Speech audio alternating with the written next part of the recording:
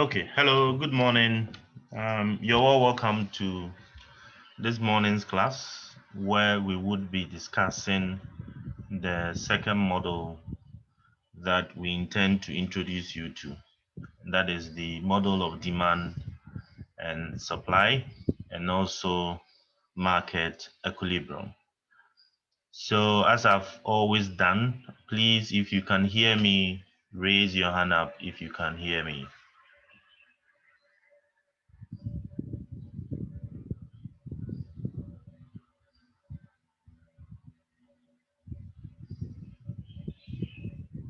Okay, so it seems a significant number of you can hear me. All right, so let's proceed. So by the end of this section, I don't know if I'll be able to cover all, but once we've complete this topic, these are the things that I expect you to be able to do. One is to understand what demand is. So we would define it, and you would get to know that demand is something that you relate to a lot. In fact, it happens almost every day in our lives. Two, for you to identify the factors that influence demand. You know, in other words, consumers to purchase a particular product. And then the third one, for you to understand how these factors influence demand. So one of the factors that we would identify is the income of the consumer. So it's important to know how a change in income would affect the demand for a product, depending on the type of product, whether the product is a normal good or an inferior good. Right. So it's important that you understand how the changes in the factors that influence demand affect demand. And we will do that both mathematically and also using diagrams. And then the fourth one, if we're able to get there today, is to understand what supply is, what are the factors that influence supply, and also how does the factors affect supply. So when there's a change in these factors, to what extent do they affect the supply for a product in the market? And lastly, for you to understand the concept of market equilibrium. So in our previous discussions, we talked about a free market system, which allocates the resources. The question about what to produce, how to produce, and whom should we produce it for.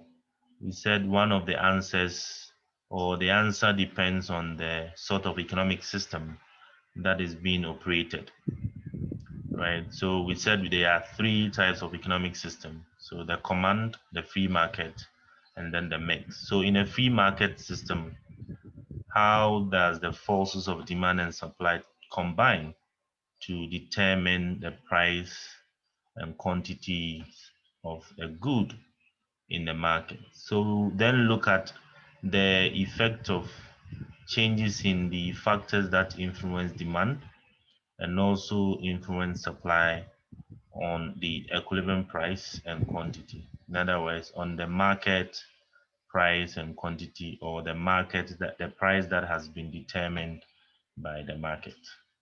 Okay, so these are the things that we will be doing for this section. Like I said, or maybe not to this class, but I thought I mentioned to one of the class that I'll be maximizing speed, and therefore I expect you to have read the slides before coming. Okay, so of course the textbook is the same textbook. You can get more information on the things that we'll be discussing today from the textbook. For those who want to read more, you can always do that from the textbook or any other textbook in economics. Demand and supply is so basic that every textbook or an introductory textbook you pick in economics, you will definitely find a chapter on demand and supply. Okay, so let's start with the concept of demand. So every market has two sides. Well, first of all, let's define what a market is. A market is any arrangement that brings buyers and sellers together for the transaction of goods and services. So there are two types of market. There's a physical market and then a virtual market. So the physical market is a physical place like Medina Market, the Bushi Market, the mall, and many other places that you can buy goods and services from. So it's a particular place that you go to, right? So there is that face-to-face interaction between the consumers and then also the producers in this kind of market. Then there's also the virtual market, which is as a result of technology. So the online markets are examples of virtual markets. So for example, we have Jumia that you can buy a lot of things from, ranging from gadgets, ranging from food, and then many other things. So that one, there is no physical contact between the consumer and then the producer, but it is an arrangement that brings buyers and sellers together, right? So a market is not just a physical place that you go to, but anything that brings buyers and sellers together is referred to as a market. Now, a market, or every market, has two sides. So there's a demand side of the market and then also the supply side of the market. So the demand side of the market is made up of the consumers for the product, those who buy the product for final consumption or even for intermediate use, right?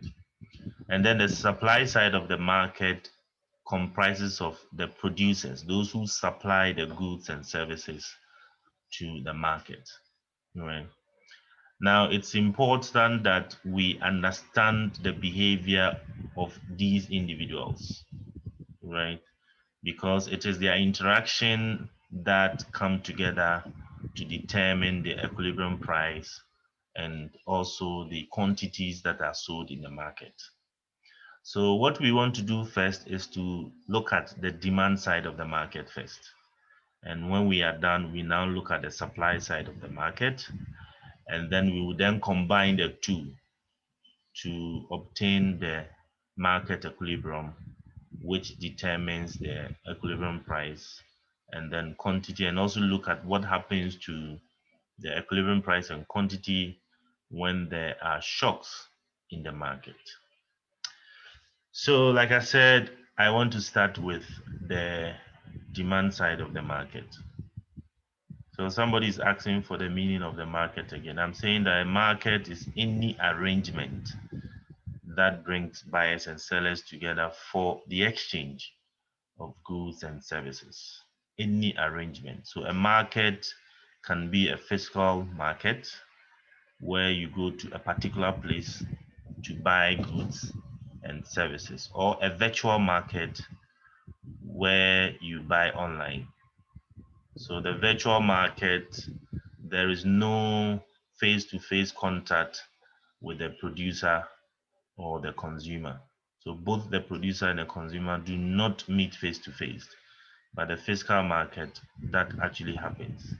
So each of these markets have advantages and disadvantages, of course, so which you can look out for on your own.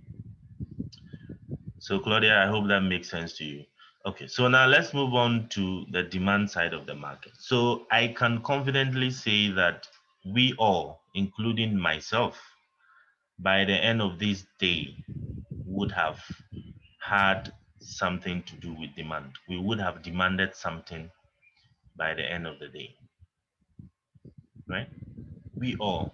So some of you will buy water, some would buy food, some would demand the services of telecommunication, and many other things. So demand is something that we do every day in our life. Like I said, economics is life. We do practice it without knowing that we are actually practicing economics. So yes, by the time the day ends, we all in one way or the other would demand a product or would engage in a demand activity. Right. So what do we mean by demand from economics perspective? So when we say demand in economics, then we are referring to the quantities of goods or service or quantities of goods and services that consumers or buyers are willing and able to buy at various prices at a given period of time, right? So the goods, that is the quantities of the goods and services that you as an individual is willing and able to buy at a given prices within a given period of time. Now, there are some few things about this definition that I want you to take note of. And if these things do not happen, it is not considered as demand. One, you should be willing to buy the thing. So the willingness to buy should be there.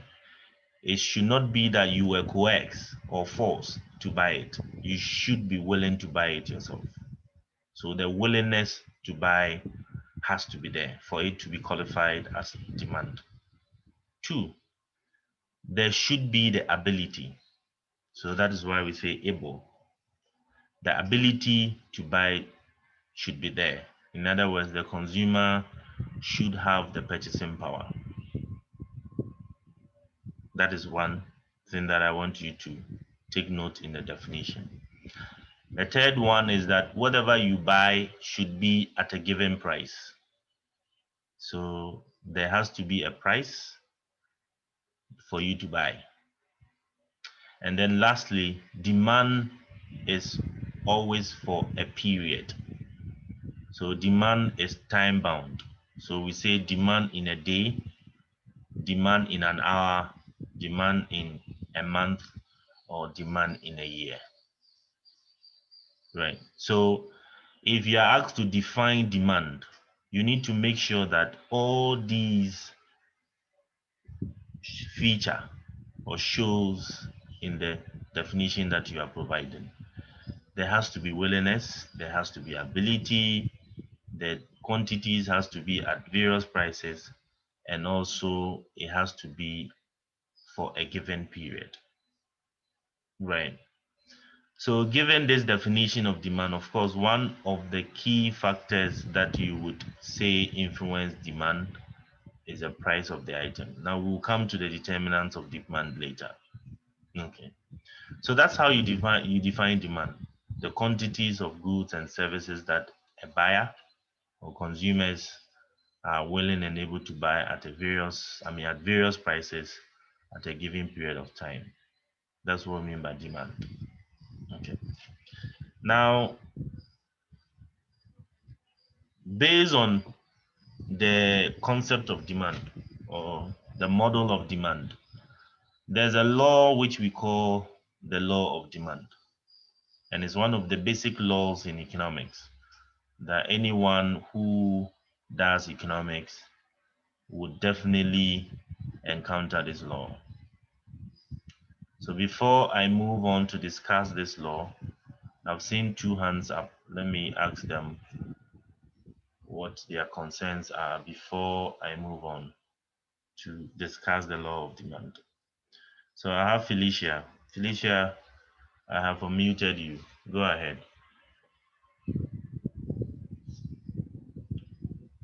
Felicia, you're unmuted. Go ahead.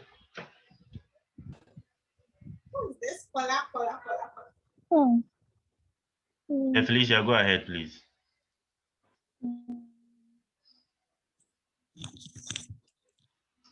Felicia, we cannot hear you.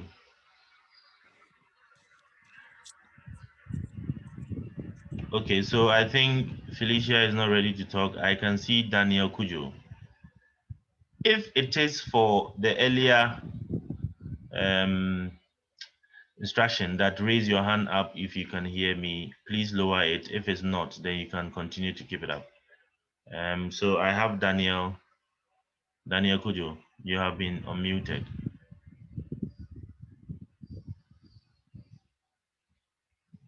Daniel Kujo, I have unmuted you. Unmute yourself.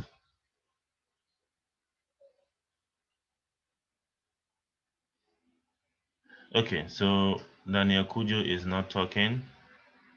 Then let's move on then. Okay, so like I was saying, one of the key, very important laws in demand or the demand theory is the law of demand. Right now, what does this law says? Now, remember from our earlier discussions that when we are formulating models, we make an assumption. And one assumption made with respect to the law of demand is that all things being equal,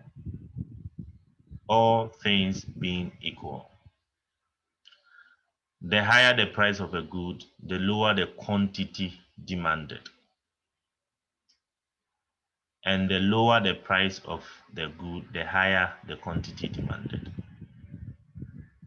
So the assumption here is all things being equal. Of course, one will argue that all things are never equal, but we make that assumption to simplify the complex reality. Now, what does the all things being equal assumption says? It's saying that, there are a number of things that influence demand, which we'll be looking at. Some of them are the income of the consumer, the taste and preferences of the consumer, the prices of related commodities, seasonal factors, religion, cultural factors, so many things that influences demand. Now, if we assume that all these factors are not changing, they are remaining the same as it is for a particular individual, and we only allow the price of the good to change, then this law says that if the price reduces, then quantity demanded would increase. And if the price increases, the quantity demanded would decrease. That's what this law is saying. So please take note of the all things being equal assumption, right? It is just explaining that we accept or recognize that there are a number of factors that could make an individual buy more or less of a product. Now, all those factors is assumed the same. They are not changing. So the income of the consumer is not increasing or decreasing. Price of related commodities are not changing. In any other factor that influences demand apart from the price. So you only allow the price of the good to change and all other factors remain the same. If that is the case, then this law is saying that when the price of the good increases, quantity demand is going to fall. And if the price of the good decreases, quantity demanded is going to increase. That is the law of demand. Right? So please take note of this. All things being equal, the higher the price of a good, the lower the quantity demanded. And the lower the price of the good, the higher the quantity demanded. So somebody is saying, can you also say all other things being constant? It's the same thing. So all things being equal, ceteris paribus is also, ceteris paribus is also one of them. And then also, all things being equal is the same as all other things being constant, right? So that is the law of demand, okay? So you can observe yourself, right? You can observe this law in reality, right? So if you buy more of a good when price increases, then of course that is not explaining the law of demand. It means that the all things being equal assumption is not holding. Probably your income has gone up. That is why you're able to buy more, although the price has gone up. Right. Now, what this law means is that there is an inverse relationship between the price of a good and the quantity demanded for that good. Inverse in a sense that when one, particularly the price of the good, should increase, quantity demand change in the opposite direction. So that will be decreasing.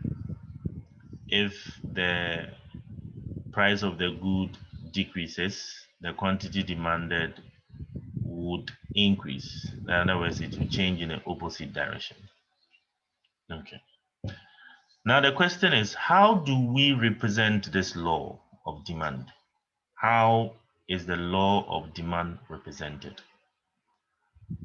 And this, or the law of demand, can be represented in three ways. One is to use what we call a demand schedule.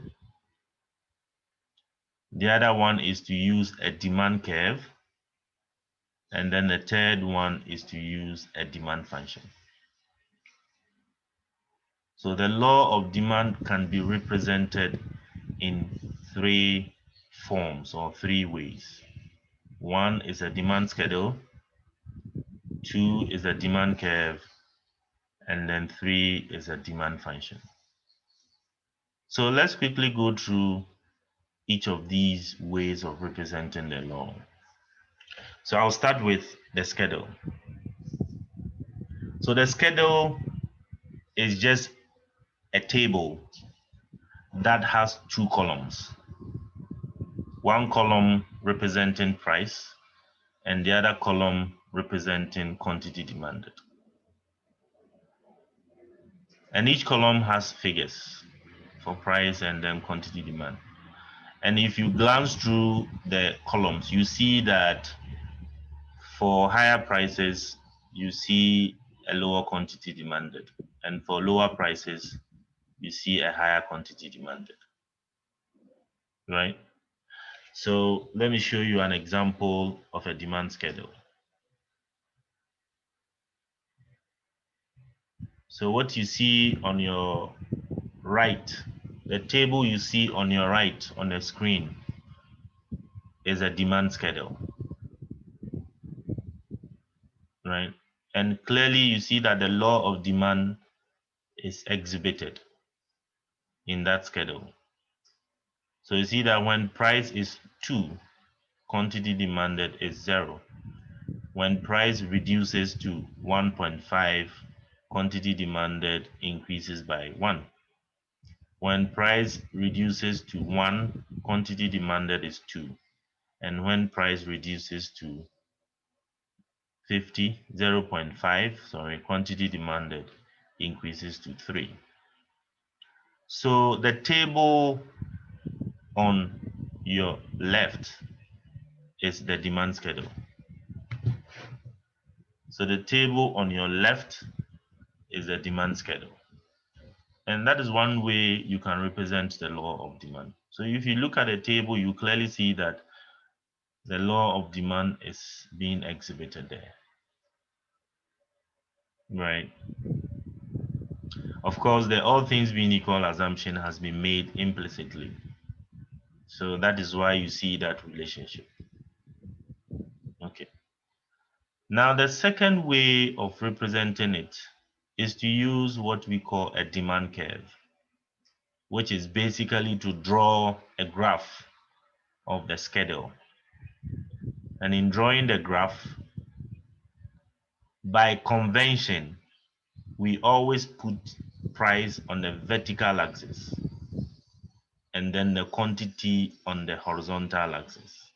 So please take note of this. If you are drawing a demand curve, which you'll be doing very often, quite often, price is put on the vertical axis and then the quantities is actually put on the horizontal axis. All right, so you have that, and then you have the vertical axis drawn to scale, and at the same time the horizontal axis drawn to scale, and then you plot the points you have on the schedule.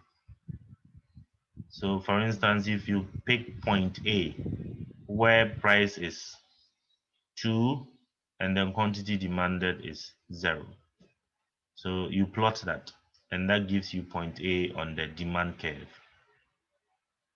You do same for B, you do same for C, and you do same for D. So if you trace a straight line to pass through these points, that line is what we call a demand curve. So what you see on your screen, the blue line is a demand curve. And note that it is downward sloping. It slopes downwards from the left to the right. It slopes downward from the left to the right. And it is this downward sloping nature of the curve that explains the law of demand. So given this curve, if price is 2, quantity is 0, price reduces to 1.5, we see quantity increasing. And price continues to decrease further, you see quantity increasing. And you can do the reverse as well, where if price is 0.5, quantity is high, and if price increases to 1, you see quantity demanded decreasing, and then so forth and so forth. So you see that there is that inverse relationship between quantity demand and then the price of the good, all things being equal. Now the third way of representing the law of demand, which is the demand function. So you see some equations on your screen on the far right up. Those equations you see there are what we call demand functions. And they actually represent the law of demand. So the demand function can be written in two ways. We can write it having P as the dependent variable, or we can write it having quantity demanded as the dependent variable.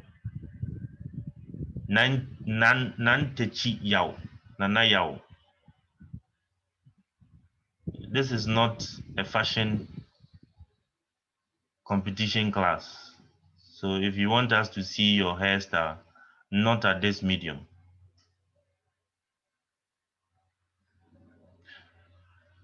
Right, so you see the two equations on the right.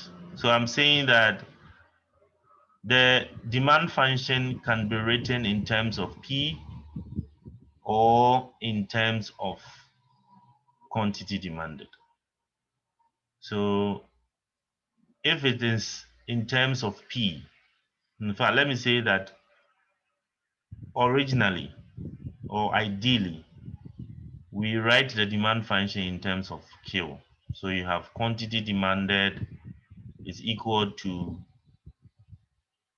4 minus 2P. So the P is the price.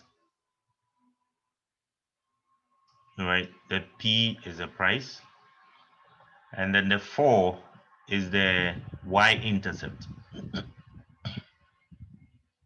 So it is the value of quantity demanded when price is 0. And then the minus 2 is the slope of the curve of the function or the equation or the graph of the equation. Now, how does this show the law of demand? The law of demand is shown in these equations by the negative sign. You see the equation in the equation. So the negative sign you see in the equation. So somebody is asking why is P equal to 2 minus 0.5. So to get P, just make P the subject in the second equation. Right. So I'm saying that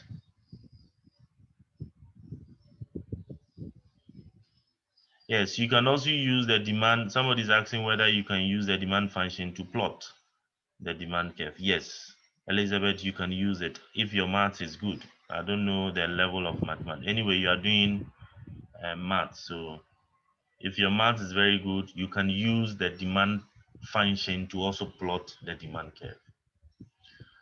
So let me explain that further. So you see the two equations. Somebody is asking why P is equal to 2 minus 0.5 QD. And I'm saying that originally the demand function is written in terms of QD, where you have 4 minus 2P, right? So QD equal to 4 minus 2P. So quantity demanded is equal to 4 minus 2P. So anytime I know the value of P, I can just substitute it in place of P and find the quantity demanded. Now, to obtain the demand function in terms of P, which is the first one, all you need to do is make P the subject in the second one. That is what gives you the first one. So both ways, you can represent the demand function using the P or using the QD. But what is important is a negative sign you see in the equation. The negative sign is what shows that the law of demand exists. So the negative sign is showing that when P should increase, quantity demanded will fall, and then vice versa. So the negative signs show that there's an inverse relationship between the price of the good and then the quantity demanded, right? So you can explain that function further, particularly those who are very good in mathematics. So I'm saying that the 4 is what we call the vertical intercept or the y-intercept. And then the 2 in the equation is the slope of the demand function, which tells you how much quantity demanded changes when there's a unit change in the price of the good. So let me just switch to the white marker or the whiteboard and then write the general function mathematically for a demand function. Somebody is asking where we got the 2. No, this is a given function, Abigail. It is a given function, right? So I give it to you. At this point, you don't need to worry of where you get a 2, 4, and 5. It's an equation that is given to you, right? So you can even, at this point, I don't want to be too mathematical, but you can use the schedule to actually come up with an equation, right? But don't bother yourself with that now. There's no point doing that mathematics at this point. So the demand function will be specified for you. So the figures in the function will be provided for you, right? We will not ask you to derive the function to use it for your analysis. Okay, so I'm saying that I want to write the general form of a demand function for you. And then you can work with that. You can always use that general form irrespective of the figures that is provided for you. So I want to switch to a white board. So in general form, the demand function is specified as, so this is QD is equal to, now I will use the letter A minus BP, where the A is the vertical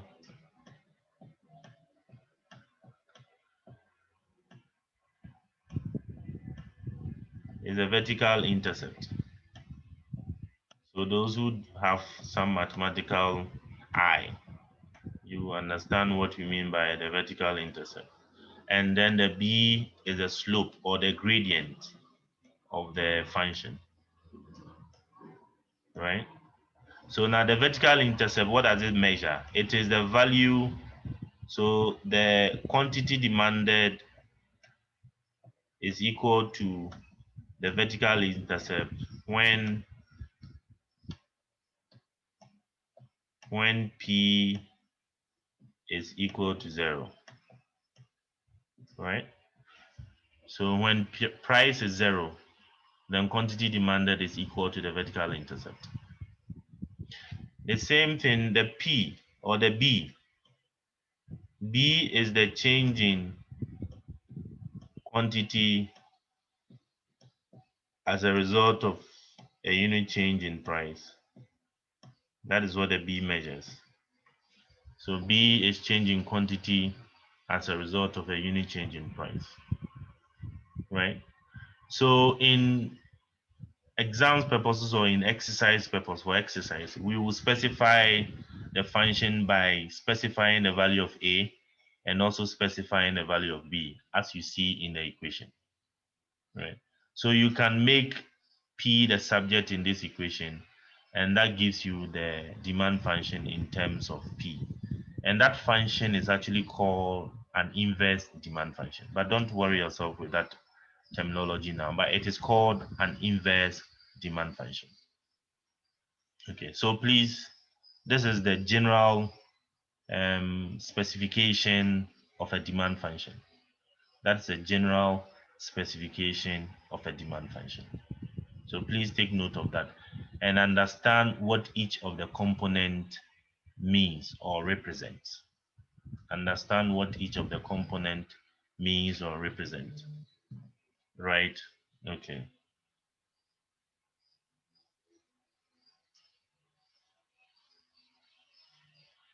So somebody's asking which type of what economic system.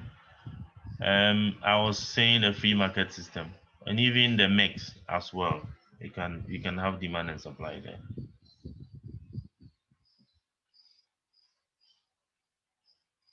I don't know, Samuel. I don't know what you mean by example at this point.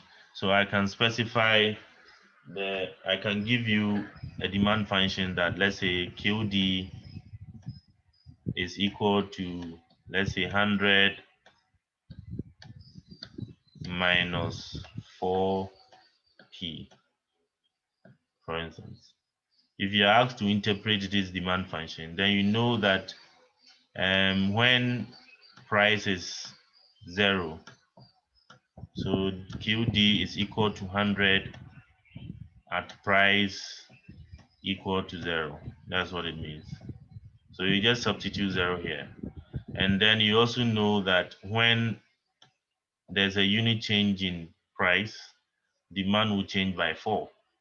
So you know that the change in quantity demanded over the change in price, in this case, is equal to 4. That's what it represents. So please just take note of this. Okay. Now let's switch back. Let's go back to our slides. Okay. So with this explanation of how quantity or how the law of demand can be represented, right? So take note that it can be represented in 3 ways. You can represent it with the demand schedule. You can use a demand curve, or you can also use a demand function, right? Like someone asked, the schedule can be used to draw the demand curve, and at the same time, the demand function can also be used to draw the demand curve, depending on how deep your level of math is. But it's much easier to draw that using the mathematics, right? You just find the slope, and also you know the intercept already, and you can always draw the demand curve. But don't bother yourself so much with that one. What's important is that note that or know that the demand curve is downward sloping. And anytime you're asked to draw it, you should be able to draw a downward sloping demand curve. Okay, good. Now, before I move on to discuss the factors that influences demand, let's distinguish between individual demand and then the market demand. But I've seen some hands up. Let me check what let's get a concern of these individuals, then we can move on. I can see Yamkana Abdul Summit. So Summit, you are unmuted. Okay, sir, please, I have a question to ask. Go ahead, please. Okay, concerning the demand function, the demand curve. Yes. So, are we supposed to use rulers when we are going to draw the demand curve? Are you supposed to use what? Ruler. Ruler. Yes, please. Oh, then that is your own prerogative. If you think that using a rule will give you a straight line, or using your free hand will give you a straight line, it doesn't matter. I mean, we are not even particular about the straightness of the line. Just draw Okay, a line that is downward sloping. That's all. Okay, sir. Right. Thank you. Okay. All right. I also have Jemima Doku. Jemima, I have unmuted you, Jemima. Sir, please, I want to ask, when it comes to the drawing of the demand curve, is it always that the prices should be on the vertical axis? Yes. So by our convention, is it a must? Yes, by convention, you always have to put price on the vertical axis. Okay, sir. And then, although in mathematics, when you are drawing graphs, you put the dependent variable on the vertical axis, and the demand function is the quantity demanded, that is the dependent variable. But for us economics, by our convention, we put price on the vertical axis. So that is when last week too. I'm coming. That is when the first demand function, the inverse one, the P equal to whatever, where you have the P as the dependent variable, is more convenient, right, for the demand function, because that one clearly you have made P the dependent variable, and therefore it's put on the vertical axis. So yes, anytime you are drawing the demand curve, always put price on the vertical axis and then quantity on the horizontal axis. So go ahead, yes. Sir, please, and last week too, when you were drawing the PPF curve, yes, you placed DVD on. I did what? You placed DVD in million on the vertical axis. Yeah, DVD was on the vertical axis and cell phones was on the horizontal axis. So is it that it will be given in the question that place this on the vertical? I think and I then made place that this point, on the horizontal, or? Jemima, I think I made that point. I specifically said it that we can tell you that put this particular good on the vertical axis and the other good on the horizontal axis. Even if you are not told, you can decide to put whichever one that you want on the vertical, and then one you want on the horizontal axis. For PPF, it doesn't matter. Right, okay. But for demand, always put price on the vertical axis. Okay, sir. Thank you so much. Okay. Yeah, so let's move on to discuss the distinction between individual demand and then market demand. So now if you go to a market, consumers, I mean, a market has a number of consumers. It's not just one person, right? It's just not one person. You have a number of consumers in the market. And therefore, we can distinguish between an individual demand and a market demand. So the individual demand is, in simple terms, is the demand by one individual. So it is the quantities of a good and services that an individual can purchase, or the quantities of goods and services that a consumer purchase, also in fact willing and able to purchase at a given price within a specified period of time. So if the focus is on one person, then that is referred to as an individual demand. But if we are looking at the entire market, we are looking at the demand for a particular good for the entire market, which is all individuals, all consumers in the market, then we talk of market demand. Okay. Now the market demand is obtained by the horizontal summation of the individual demands.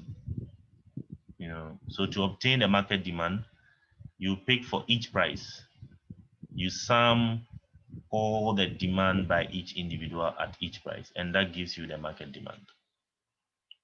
Right. So those are the distinctions: a market demand and individual demand. As the name suggests, individual demand is just the quantities for one person, and the market is the quantities for all consumers in the market. Okay. So I've seen a hand up. Let me check, and then also a message. But let me check the hand first. I would be giving times for hand up. Other than that, this will be dragging us up down. So I see that. So I see Priska. Priska, your hand is up. Hello, I have sir. unmuted. Yeah, go ahead, Priska. Priska, if you can increase your voice, mature your voice, or if you think you are shy to talk, just write and I will read it. Just type your question in the chat dialogue and then I will have a look at it. The demand function that gave the example. Sorry? For my own,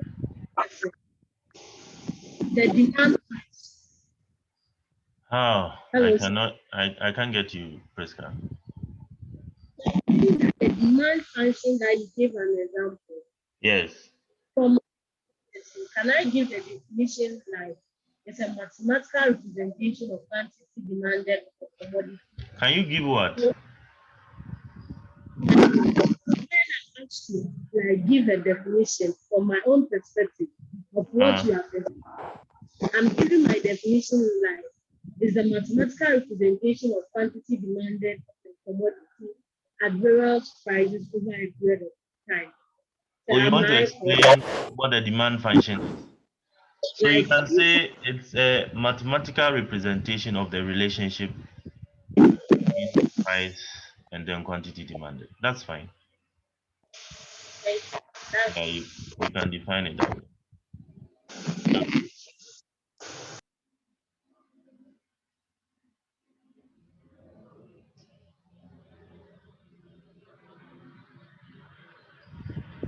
Okay, somebody is asking whether enabling the demand curve you can put D and all that. Well, if you want, you can put D. I mean, the letter does not matter. If you want, you can still put the D there to show that it's showing demand, and then the supply to will put S to show that it's supply. But yes, you can do that. That's fine. It doesn't spoil anything. Okay, so somebody's asking for individual demand. I think this is quite explanatory. So the person asking that question, if the focus is on just you, we want to look at the quantities of a good that you buy or that you are willing and able to buy at a given price or at various prices. That is your individual demand. That is individual demand, right? Okay, so like I was saying, to obtain market demand, you do a horizontal summation of the individual demand to obtain a market demand. And we can do that using a demand schedule. We can do that using a demand curve, and also even using the mathematics. So the mathematics is a little bit complex, so I will not introduce you to that one. But you can do the horizontal summation on a graph, and you can also do horizontal summation on a demand schedule. So let's see. So the market demand is the horizontal summation. So this is what you see, right? So let's look at the horizontal summation on the schedule and then the horizontal summation on the graph. So the schedule is a table you see up there. So the table you see up on your screen. So you have prices and then you have quantity demanded for two individuals, Tina and Tim. So we assume that these are the two individuals in the market or consumers in the market. So if the price is 2, Tina demands 0, Tim also demands 0. If the price is 1.5, Tina demands 1, Tim demands 0. If the price is 1, Tina demands 2, Tim demands 1, and then so forth. So if you want to do horizontal summation on the schedule, you just sum the demand for the two individual for each of the prices. So for the market demand, for instance, for the price of 2 is 0. So because 0 plus 0 is 0. The market demand at the price of 1.5 will be 1 because 1 plus 0 is 1. And then the market demand at the price of 1 will be 2 plus 1, which is 3. And then the market demand at the price of 0.5 will be 3 plus 2, which is 5. So that's how you do or you obtain market demand using the demand schedule, summing the demand horizontally. Now, the reason why we say it's a horizontal summation is that you are summing the row. You are summing on a row, not column. If it is a column, it would have been a vertical summation. But it's horizontal summation because you are summing on a column. Right. So that's why, oh, sorry, on the row. That's why we call it the horizontal summation. Now, the same results can be obtained using the graphs. So on the graph, starting from your left is the demand schedule for Tina. And then what is in the middle is the demand schedule for Tim. So you have the same schedule or scale for the market. So you have the scale for the demand for Tina, the same for Tim. Vertical axis is measuring prices or price, and the horizontal axis is measuring quantity demanded. So we know that at the price of 2, they all demand 0. So on the market demand curve, at the price of 2, quantity demanded will be 0. At the price of 1, Tina demands 1, but Tim demands 0.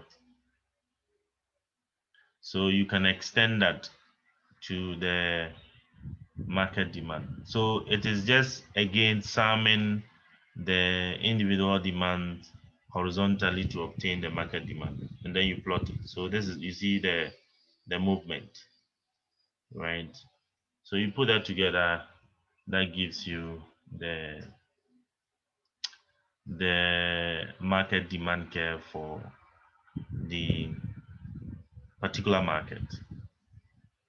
Now one would ask, what are there difference between the individual, or is there a difference between individual demand curve and the market demand curve? Somebody can ask that question. And the answer is yes. So somebody is asking, why didn't Tim's price not start from? So because the schedule, if you look at the schedule, right? Because for Tim, I mean, if you look at schedule, it's if you start from the price of 0, you will have a demand function where the gap between 2, that's the price of 2, and then the price of 1.5 will lie on is going to lie on the vertical line. So there's no point starting from 2.0, but you can start from there if you want, right? So it means that for Tim, the gap between price of 2 and then 1.5, that line will be a thick line. So the blue line should be that vertical line there in between. We'll start from there, right? But because they are all 0, I mean, you can decide to start from the first one. It means that at 2, the price of 2 is still insignificant. You can start from 1.5, right? So like I was saying, that one would ask, both demand curves for, that is the individual demand curve and then the market demand curve, are all downward sloping. So what is the difference between the two? Now, a significant or a major difference between them is that the market demand curve is flatter than the individual demand curve. So please note that down. And we will explain that more when we come to the concept of elasticities. So the market demand curve is flatter than the individual demand curves, right? In other words, you would say that the market demand curve would be more responsive to price changes than the individual demand curve. But like I said, we will discuss it more when we come to the discussion of the concept of elasticity, or demand elasticity. Right. So please get the difference between what do you call it? Individual demand and then the market demand. So now let's look at factors that influences demand. The factors that influences demand. So based on the definition of demand that we gave, we saw that one key factor that influences demand is the price of the item. Is the price of the item. Now, apart from the price, are there other factors that can influence the demand for a product? And the answer is yes. In fact, a big yes. Note that in explaining the law of demand, we made an assumption, which is all things being equal. So that assumption was made to suppress or to hold the effect of changes in other factors constant. So there are other factors that influences demand for a product apart from the price of the product. And these are the things that we are going to look at now. We are going to identify some of them. So the list that I will provide for you is not exhaustive. You can think or add more other factors. But we would basically look at the ones that are mostly considered in our textbooks. All right. So the first one is the income of the consumer. But before I do that, I think I have some messages in the chat dialogue. Let me quickly look at what these messages are.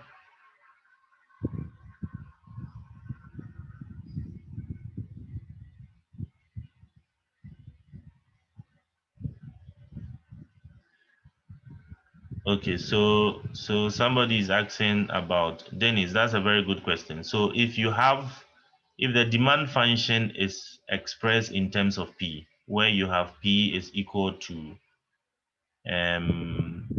maybe A minus something or B QD, then the gradient of the demand function would be change in P over change in Q, right? But in interpreting it, what we want is how quantity demanded change when there's a unit change in price. So you find the inverse of it, right?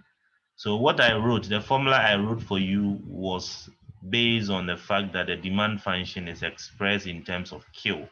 So is QD equal to something minus something P? Then the gradient will be change in Q over change in P.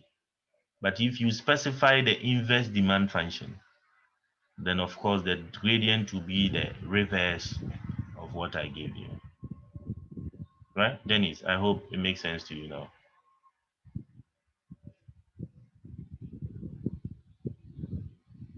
Okay, so let me see if there are some other questions that I think I can address that.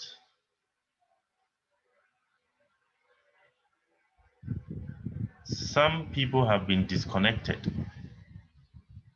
Hey.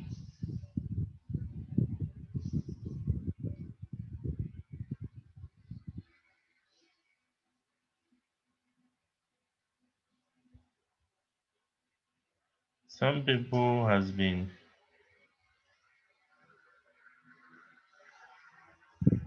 disconnected.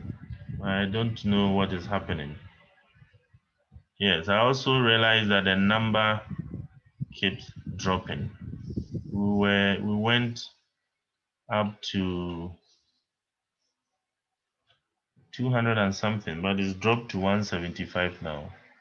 Leslie, I have no idea. I haven't also enabled waiting room, so and then okay, so let me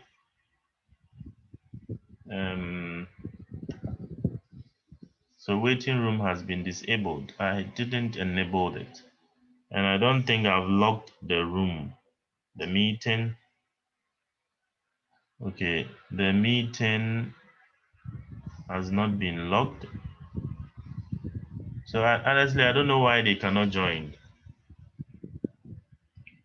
Better still, let me log off. So for those people, because I can see that the number keeps on dropping.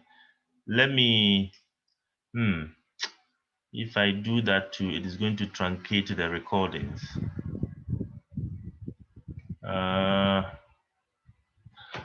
Honestly, I have no idea why they are being logged off. So tell them to try and log on again and see if anyone, if it comes and a participant is, I'm asked to admit the participant, I'll do that. So please tell them to log on again. Keep on logging on. I have Nantechi, Nanaya, your hand is up. You can make your. I want to know why some part of the curve was highlighted. The last but one figures were highlighted. Nantechi, I can hear you. The last but one figures on all the curves were highlighted. I want to know why the implication. The one but what? Last but one figures on the curves, the 0.5 portions were highlighted in red. It was highlighted in red. Yeah. I don't know why that particular one was highlighted. Where do you say it's highlighted in red? The 1.0. Because that is the example that was used for the summation. We didn't show all the summation on the graph. Okay. Right. So that is why. So that is what was picked for to show the horizontal summation. That's why you see that as red. Right. Okay. Oh no, the number keeps on dropping. Oh, maybe there's a problem.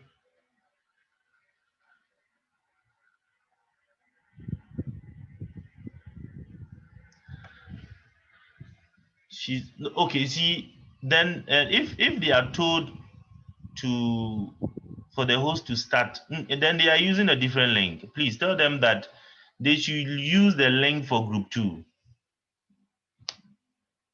Because the other links, I have not started the class, so they cannot tell them, please tell them to use the link for this group, the link provided for this group. They shouldn't use any other link, but the link provided for this group. Right? So they should go back to their Sakai where I posted the announcement and click on the link for this particular. No, so we see I'm getting what do you call it? Email suggesting that they are using the link for other groups. So the email I'm receiving is saying that some people are waiting for me, but I'm already here. So it means they are using the link for the other groups. So please tell them to use the link for this particular group, which is group 2. Okay, so now let's continue with our discussion. So now I pose a question. Are there other factors that influence demand for a product? And I'm saying that yes, there are. And in fact, you can even get that from the assumption made with regards to the law of demand, which says that all things being equal, right? So what are some of these factors? Now, I made a point that these factors are not exhaustive.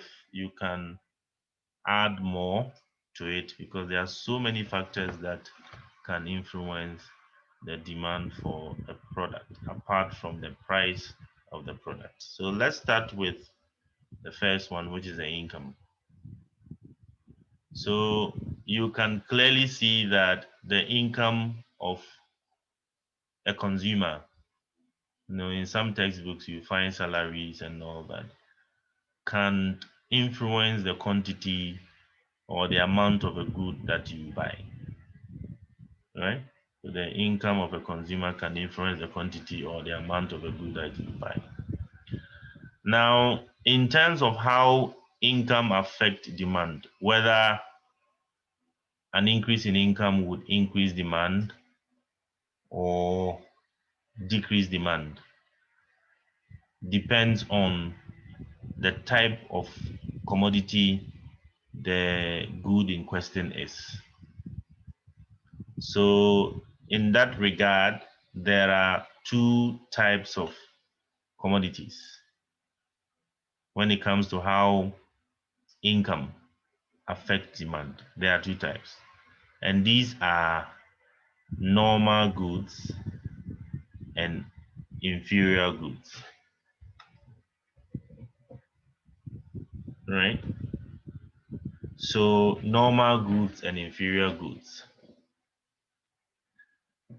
Now, what is a normal good? But before that, so what you see on your screen are some factors that influences demand. So we have income, we have price of related commodities, we have expected future prices, we have expected future income and credits, and then we also have number of buyers. I mean, seasons, culture, location, gender, age are all other factors that can influence demand for a product. But we want to start, we are looking at income, right? And even preferences as well.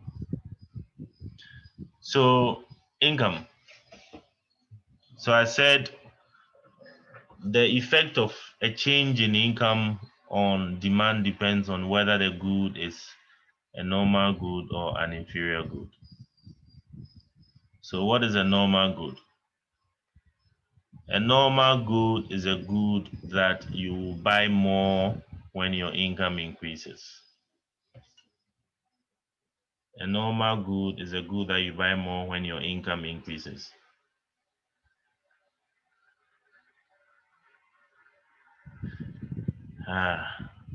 Using the same link and it's not working. So a normal good is a good that you buy more when your income increases. Okay, so let me see, what is the time now? All right, so let's end the meeting and then I'll go back and then let you all should let me log on again.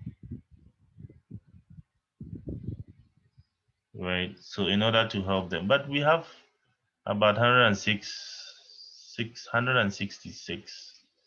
It's being recorded. I'll send the recording. So tell them to possibly wait for the recordings.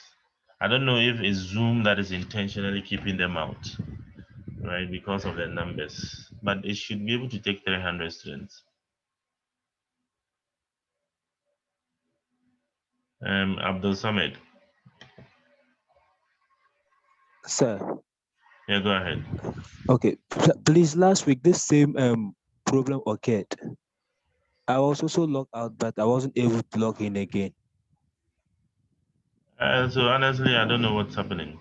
I thought maybe it's your internet. No. Right, so I don't know why they cannot log in again, because I have not logged the meeting, neither have I enabled waiting room. So I don't know what is happening. Gifty. Say it's not like you can't log in, but there always be like waiting for the host to start this meeting. So that is my problem, because I have already started a meeting. If it is a wrong link, then it will tell you that, because those meetings have not started. But this one, I have disabled waiting room. So immediately you log on, you should be allowed to enter. So I don't know why that is happening. Okay, so sir, please check the link for us, because last week it did the same thing. On Sunday too, it repeated the same thing. It should be the same link you entered. Yes, so now you are on. Link. So you've been able to today enter. I'm on. Yeah, today I wasn't logged out. I suspect. I'm just sharing experience of the last 2 meetings. I suspect they are using the wrong link. So it's the same link. I have set up my meetings and I just go to my Zoom, because I have a recurring meeting anytime. So I just go to Zoom and click the group. So I don't even use the link for other groups if it's not your group. And this is group 2, isn't it? So honestly, I just don't know what the problem is. Okay, so unfortunately,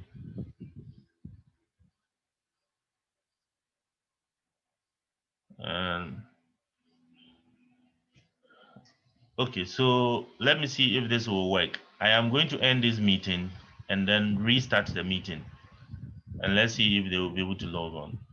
So I'm ending this meeting now, please. Unfortunately, I have to do that because, and let me see if it works.